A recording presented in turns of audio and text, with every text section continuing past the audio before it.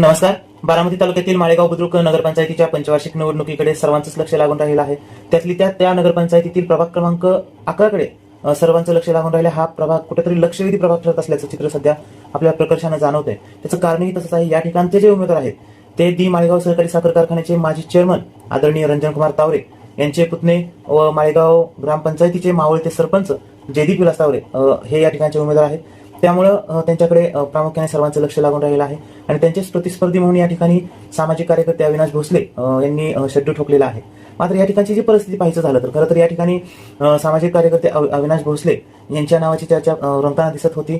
मात्र अचानक या ठिकाणी कुठेतरी थोडंफार परिवर्तन झाल्याचं चित्र आपल्याला पाहावयास मिळतंय. एका बाजूला अविनाश भोसले आहे तर दुसऱ्या बाजूला या ठिकाणी एक मितभाषी, सुस्वभावी आणि कर्मनिष्ठ व कर्तव्यदक्ष असे सरपंच म्हटलं तर या ठिकाणी वावगं ठरणार नाही. त्यांनी आपल्या कार्यकाळामध्ये मोठ्या प्रमाणात विकास कामं केली आहेत. या ठिकाणच्या जनतेला सुख समृद्धी मिळवून देण्यासाठी प्रयत्न केल्याचं देखील या ठिकाणी पाहावयास मिळतंय. मात्र सध्या निवडणुकीच्या अनुषंगाने जर पाहायचं झालं तर या ठिकाणी एका बाजूला सरपंच पदाच्या कारकिर्दीत सर्वसामान्य गोरगरीब जनतेच्या सर्वांगीण विकासासाठी आणि उन्नतीसाठी परिश्रम घेणारे सरपंच, तर दुसऱ्या बाजूला छोट्या मोठ्या समस्या सोडवण्यासाठी प्रयत्न करणारा सामाजिक कार्यकर्ता, असं एक चित्र या ठिकाणी समोरासमोर दिसून येते. दोघेही कर्मनिष्ठ आहेत, कर्तव्यदक्ष आहेत. खरं तर या ठिकाणचा जर विचार करायचा झाला तर या ठिकाणी जयदीप विलास तावरे हे या प्रभागामधून निवडणूक लढवत असल्यामुळेच मुळात हा प्रभाग एक चर्चेचा विषय ठरलेला होता. त्यातच त्यांच्याकडे संपूर्ण बारामती तालुक्यातील लोकांच्या नजरा या प्रभागाकडे लागून राहिल्यामुळे हा प्रभाग एक प्रतिष्ठेचा प्रभाग ठरताना दिसत आहे. या ठिकाणी माजी सरपंच जयदीप विलास तावरे यांची पद, प्रतिष्ठा, त्याचबरोबर जनसामान्यांच्या मनावरची जी पकड आहे ती पकड देखील या ठिकाणी आपल्याला या निवडणुकीच्या अनुषंगाने पाहावयास मिळते. एक आदर्श सरपंच, उमद नेतृत्व आणि विकास रत्न म्हणून खऱ्या अर्थाने त्यांच्याकडे या ठिकाणी पाहिलं जातंय. एक आदराचं आणि मानाचं स्थान देखील असल्याचं आपल्याला पाहावयास मिळतंय.